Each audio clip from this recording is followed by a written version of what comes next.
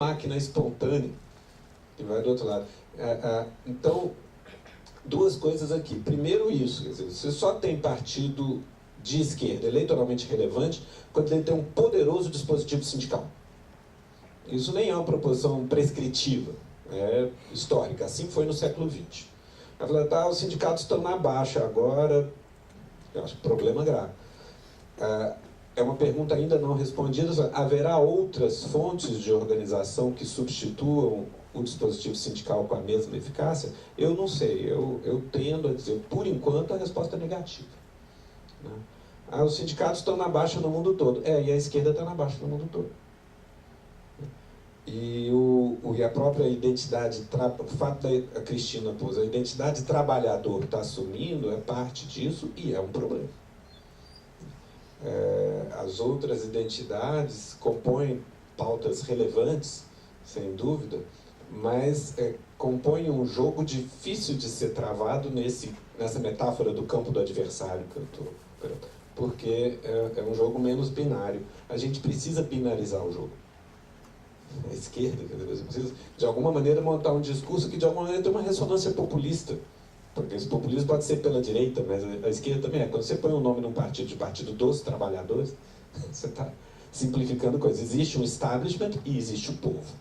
Tem um apelo populista em última análise. Se você consegue binarizar isso de alguma maneira, você tem um campo popular e você entra ali, e você só vai entrar do outro lado, vai ter mídia, vai ter dinheiro mais.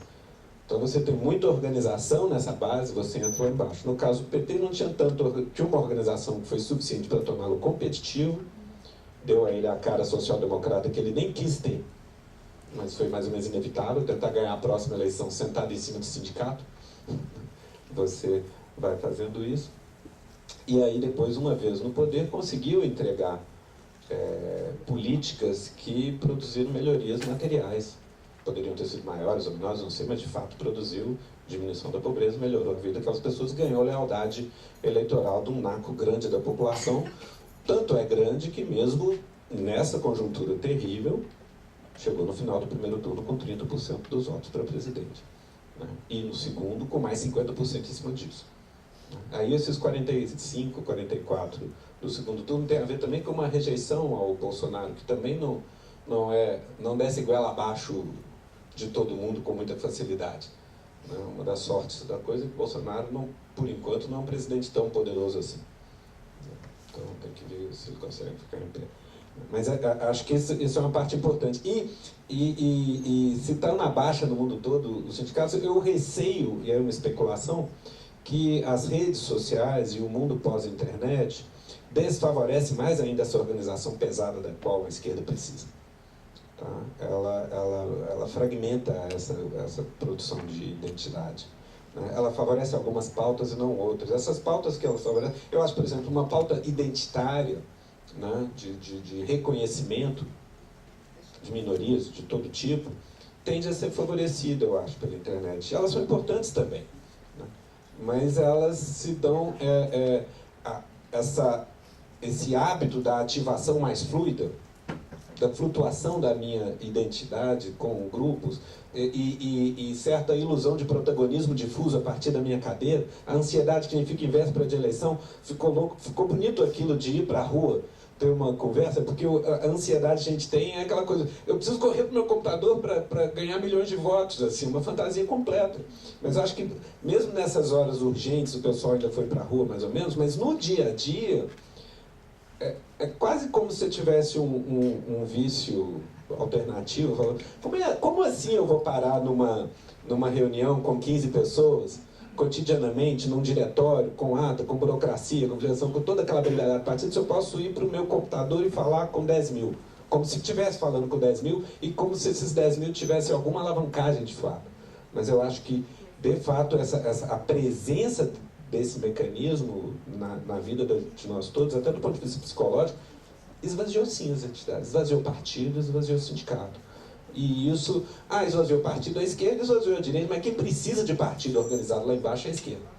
Tá? Então acho que isso é estrutural. E eu acho que é um problema para as próximas décadas aí. né? Já comecei a falar do ponto da Cristina, né? Eles não se veem como trabalhadores. Eu acho que tem...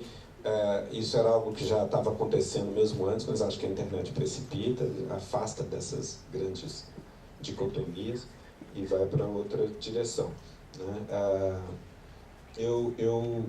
Eu acho que, num certo sentido, o que tem a dizer para a Cristina é também o que a Melisa estava falando, é como sair da universidade. O Plínio fez a exortação e é fundamental, tem que sair da casinha.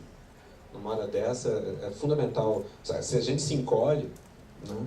Como semi-dirigente, vice-diretor de faculdade, mas bem ou mal, a gente se sente institucionalmente responsável, fica pensando no plano institucional. Falei de Andifes, falei de sindicato aqui, mas tem uma outra coisa, do ponto de vista social, a universidade não pode se encolher, está sendo caluniada, né? E se a gente se fecha em copas com medo da população, ferrou, né? Então, acho que extensão agressiva é mais importante que nunca. Precisa fazer isso de maneira qualificada. Sair mesmo da casinha, sair um pouco da rotina, fazer uma para além dos nossos hábitos, meter na cabeça que a gente precisa disso nesse momento, quase como um esforço de relações públicas. E aí é muito importante, assim, acho que nessa hora, segurar a tentação que a gente tem de que é como nos fazemos ouvir. A gente quer falar, né? Aqui, professor, a gente é habituado a ter 1h30, sozinho, 30 pessoas ali, às vezes fala, a gente encoraja a fala, às vezes não, mas fala. Um protagonismo narcisista, estranho. E eu acho que frequentemente eu vejo dos meus colegas na ciência política, como é que a gente faz para ser ouvido? Eu falo, pessoal, não é para ser ouvido, tem que ouvir. A gente tem que entender o que se passa. Você tem que ter alguma esperança de buscar empatia, sair da casinha e ter alguma alavancagem. A gente tem que chegar lá, pianinho, entender. Está aqui o depoimento da Diva, né? da Celinha, né? Isso não é... A gente não tem nada para ensinar para as pessoas quando eventualmente saem para campo, no que diz respeito à atuação política, de alguma maneira, empoderamento dessas pessoas. A gente tem que ouvir, entender a vida delas, e aí, eventualmente, puxar algumas conexões de, eventualmente, algum tipo de mapa que ajude a pensar como sair dali para algo adiante. Mas, por exemplo, a gente tem que aprender a conversar respeitosamente com o neopentecostalismo.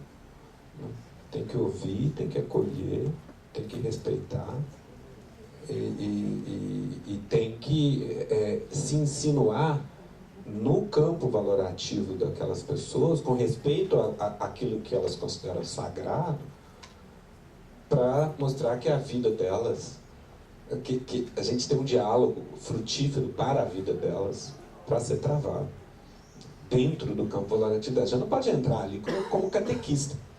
Você não pode entrar ali e falar, eu tenho que tirar vocês dessa bruxaria, né? E fazer a conversão para o verdadeiro Deus. Você não pode ser jesuíta de novo, né? Jesuíta pela esquerda, né?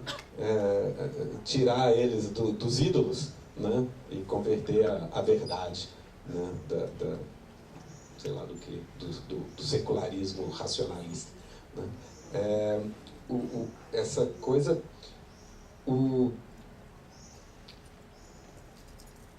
A lógica, por exemplo, do neopentecostalismo, quer dizer, do ponto de vista da gente, um diagnóstico, como cresce? Quer dizer, tudo bem, tem a neutralização das comunidades eclesiais de base, tem uma acoplagem com certa bandidagem, que eles vão lavar dinheiro ali, esse pessoal ficou muito rico, mas o que atrai de fato? Como assim essas pessoas em números tão grandes aceitam um modo de vida tão autoritário, tão opressivo e vão de boa?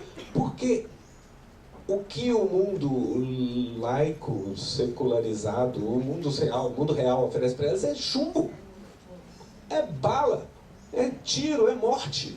Em boa medida, o que o pastor oferece, aquela disciplina horrorosa, pavorosa, que nos parece tão insuportável, frequentemente para as pessoas que vivem brancos e pretos na periferia das cidades brasileiras, significa diferença de vida e morte.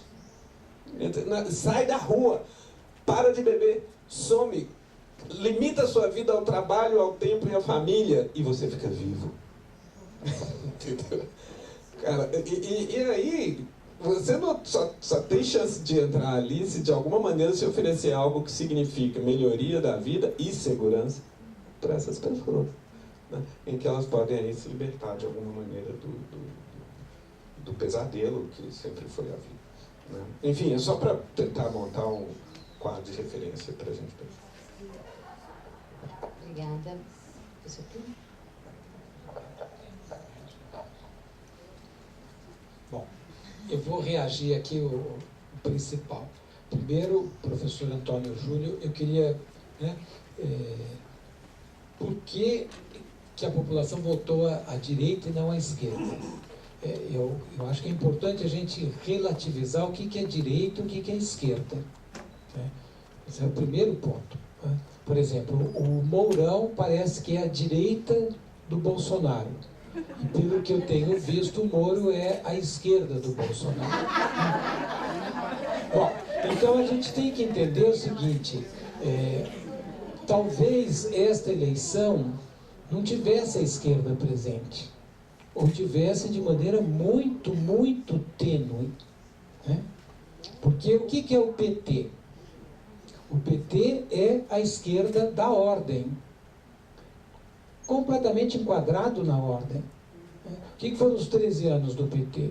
Foram anos em que o PT não questionou as estruturas da sociedade, não questionou o racismo estrutural, não questionou nada estrutural, o subdesenvolvimento, nada foi resolvido. Então, como resolver o problema do negro sem questionar o racismo estrutural? É a chamada quadratura do círculo, que naufragou agora. Então, eu acho que a primeira questão que a gente deve entender é por que, essa pergunta, por que a população votou na direita e não na esquerda? Talvez porque a esquerda não tenha entrado em campo. O padre Vieira diz, o peixe apodrece pela cabeça. Bom, nós temos que ter algum projeto de futuro. Esta eleição se deu dentro das escolhas da miséria do possível. E dentro dessas escolhas o povo falou, eu não acredito mais em nada disso. Eu quero votar nesse daqui. Eu vou contar um caos, que aqui tudo tem que ser meio rápido. Então caos ajuda e mineiro ajuda isso. Tá? Eu tenho um amigo que entrou num táxi em São Paulo na eleição do Dória, da primeira, e perguntou o seguinte, quem que o senhor vai votar? Dória. E por quê? Esse eu não conheço. Então eu acho o seguinte, primeiro, eu vou voltar a essa questão do professor Antônio Júlio. Eu acho que o povo votou na direita, porque a direita, a extrema-direita, conseguiu se apresentar como antissistêmica. E a esquerda era parte do sistema, porque é uma esquerda completamente domesticada pela ordem. Eu falo isso não é para provocar os meus colegas petistas, eu falo isso para ver se sai alguma autocrítica do PT. Mas não é para dar uma satisfação para mim, eu já fiz toda a crítica do PT.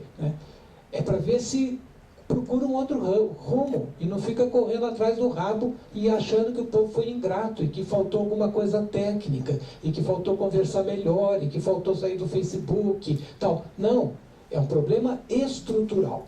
Vou pular, depois eu volto para a questão da Júlia. O PT tinha um projeto, e é verdade. E esse projeto naufragou. Qual era o projeto do PT original? Lá atrás, década de 80, no comecinho.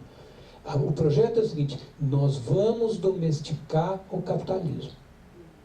Não vai ser o paraíso, mas vai ser muito bom. Vai melhorar muito. Esse era o projeto. Nós temos que ter uma leitura desse projeto, e a universidade tem responsabilidade nisso. Qual era a base objetiva deste projeto? O meu instituto colaborou para isso. A ideia de que o capitalismo brasileiro é um capitalismo autodeterminado e que isto pode ser feito. Bom, e se isto não pode ser feito? E se essa avaliação estiver errada? E se este capitalismo for um capitalismo selvagem? Como pensava Caio Prado, como pensava Celso Furtado, como pensava Florestan Fernandes. E se este capitalismo não pode ser? E a ideia de que existiam bases subjetivas, porque tínhamos conquistado a democracia, e a democracia brasileira, evidentemente, era muito madura. Nossa, que eu escutei isso. E se a nossa burguesia for uma burguesia, como pensava o Florestan Fernandes, intolerante, que não aceita em hipótese alguma a emergência do povo na história, e que ou esmaga ou coopta. E se o PT foi cooptado, completamente cooptado, e atuou dentro da ordem, e portanto não consegue mudar as coisas, e o povo diz, cansei, vou procurar o que eu não conheço, vou para o desconhecido. Então, a avaliação histórica do que é o capitalismo brasileiro, o que é a burguesia brasileira, o que é possível aqui, o que não é possível, porque talvez a gente procure o impossível, que é transformar o Brasil na Suécia. Talvez isso seja impossível. Se isto for impossível, nós vamos ter que propor ao povo brasileiro alguma coisa que não seja dentro do capitalismo. Vamos chamar isso, por falta de outra palavra por enquanto, de socialismo. O socialismo estava fora dessa batalha. Ele não entrou em campo, nem pela candidatura do meu partido, do Boulos.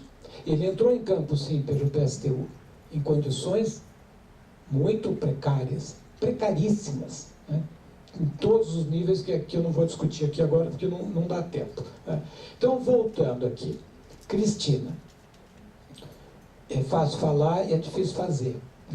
Quer dizer, eu acho que a pauta das opressões é uma pauta fundamental, mas ela não pode ser descolada da pauta da exploração e vice-versa. Nós temos que juntar, fundir. O discurso pós-moderno é um discurso que joga água no moinho da direita, claro. Então, evidentemente é muito mais fácil falar do que fazer.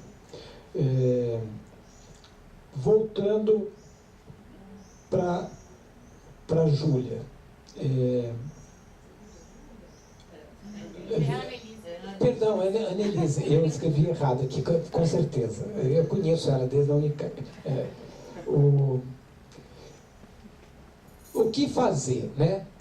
Aqui, e pegando uma outra coisa que foi dita aqui, que a situação é grave. A situação é grave.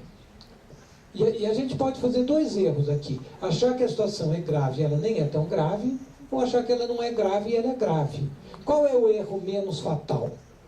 Errar para mais. Nós vamos achar que é grave. Ela é grave. Quanto grave? Não sabemos. Mas nós vamos atuar como se ela fosse grave. Porque senão, nós vamos entrar de guarda baixa, achando que o jogo é de brincadeira, que é um jogo institucional, quando o jogo não é mais exatamente um jogo institucional. Bom, o que vai acontecer na universidade brasileira? Vai acontecer provavelmente o que aconteceu em 64. A universidade vai se comportar pessimamente. Vai aderir à ordem e vai expulsar os críticos. É isso que aconteceu. Falo de cátedra.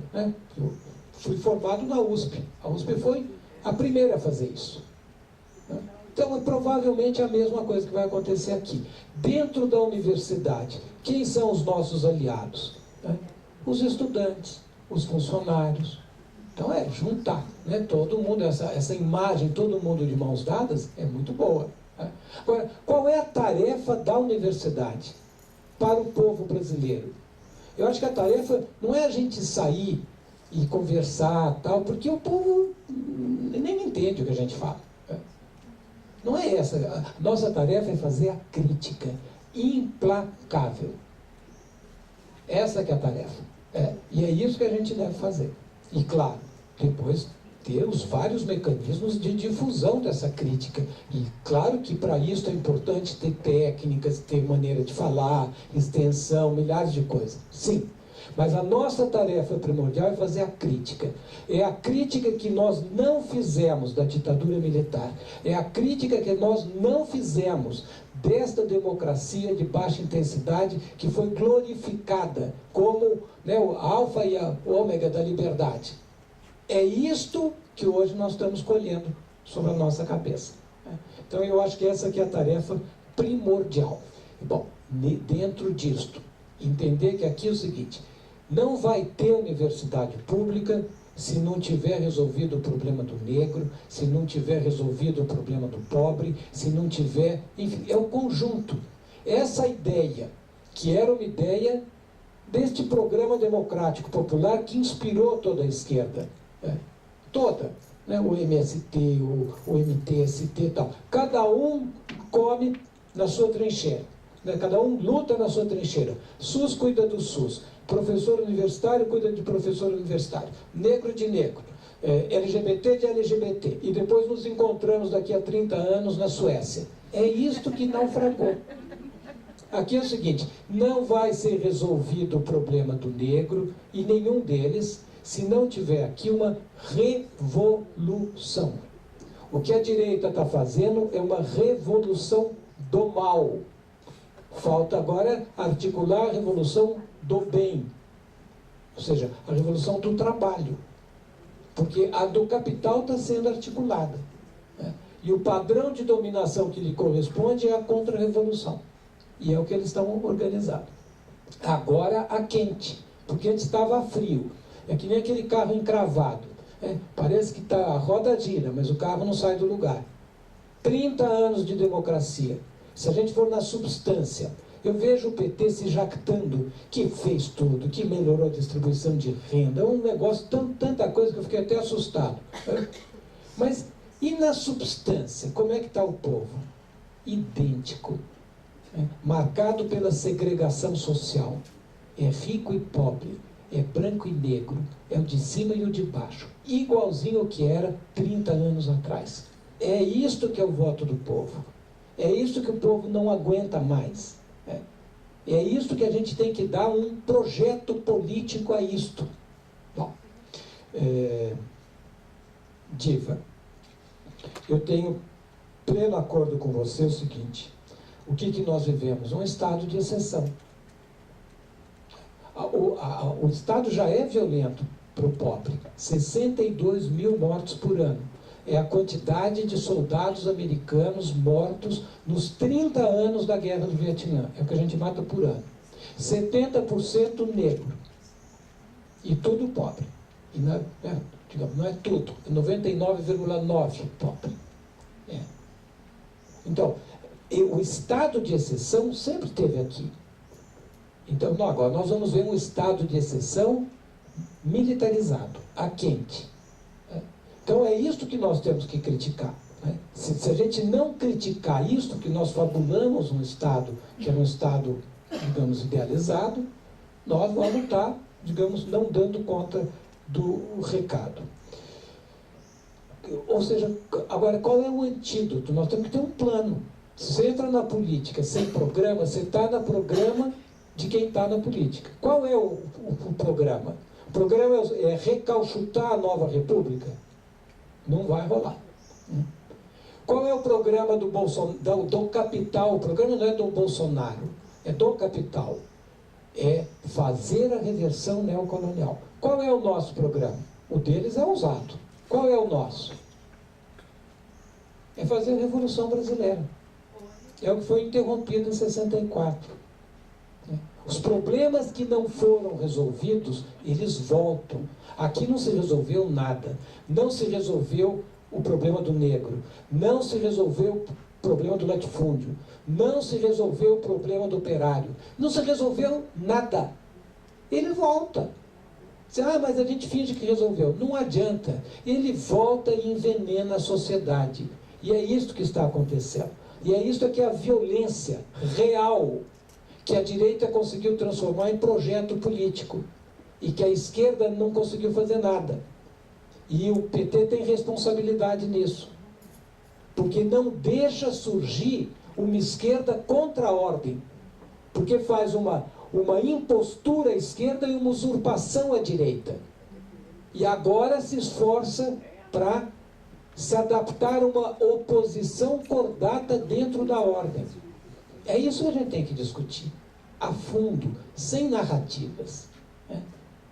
Aqui o que rege é a história. Vamos entender a história, o que aconteceu real. Por exemplo, o PT fez distribuição de renda. Não fez.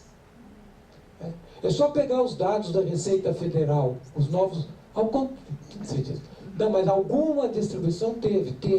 Os 50% de baixo tiveram uma minúscula melhoria na concentração, na distribuição de renda, às custas dos 40% seguinte. E os 10% de cima? Aumentaram a concentração. E o 1%? Mais ainda. E o 0,1%? Muito mais ainda. E o 0,01%? Menos de 1.400 pessoas. Mais ainda.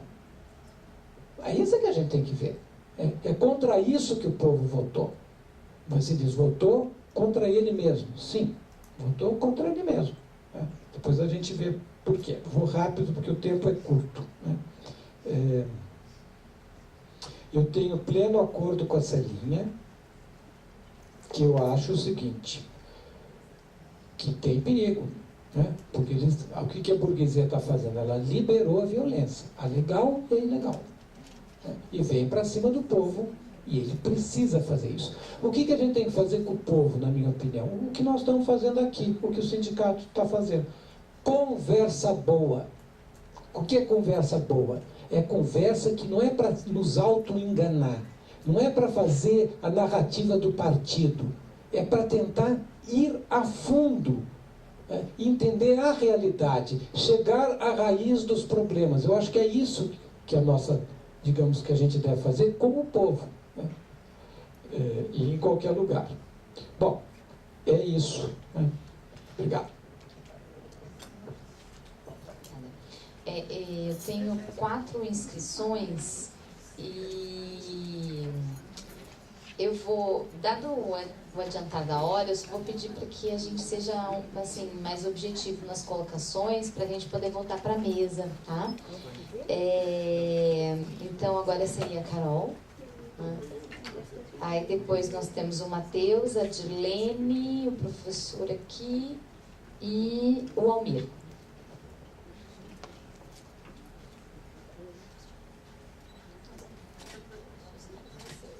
Boa tarde, gente. Boa tarde. Meu nome é Carol, sou da FAI, sou coordenadora geral do DCE e construo o movimento Afronte. Então, agradecer, o encontro aqui, essa troca de ideias, isso é muito importante e é essencial que a gente faça cada vez mais isso. Tá dando para escutar direito? Tá. E aí, eu acho que a gente vive, assim, é importante a gente atentar que a gente vive um retrocesso não só em âmbito nacional, mas também em âmbito municipal e estadual. Então, em âmbito estadual, aí, o Zema, trazendo toda a ameaça da privatização da UENG, trazendo escola sem partido pré-assinado, e em âmbito municipal, escola sem partido sendo assinado amanhã, inclusive, se a gente não travar uma resistência firme, como a gente se propôs fazer na semana passada. E foi adiado para essa semana. E aí, sobre a resistência, que já há há muito tempo, é importante a gente também fazer a discussão, o entendimento de que nas últimas semanas pré-eleição, ela se intensificou, Então, muitos estudantes da UFMG foram para as ruas conversar com as pessoas, por medo, de todo esse retrocesso aí que estamos sendo ameaçados e que vai, acontecer. Mas essa resistência já existe e em âmbito local a gente tem um avanço na universidade, Que avanço que é esse? Nós temos os 2 sindicatos de técnicos e professores e DCE à esquerda travando lutas, Então, você até citou, a questão da bandeira que foi que permaneceu na Faculdade de Direito da USP e tal. Nós recolocamos uma bandeira, dentro dos SECs, que foi retirada. Então, esses atos, essas ações de resistência, elas acontecem. O que me preocupa a eleição passou e nós estamos com uma grande dificuldade de articular novamente essa força, essa união dos 3 setores que a gente estava fazendo antes das eleições. E é muito importante a gente voltar a nos reunir e travar resistência, até para que a gente consiga levar para fora da universidade, assim como foi citado aqui, eu queria fazer coro, Várias ideias, várias propostas foram apresentadas, como videoaulas, falando da produção da universidade, enfim. explicando porque, por mais bizarro que seja para nós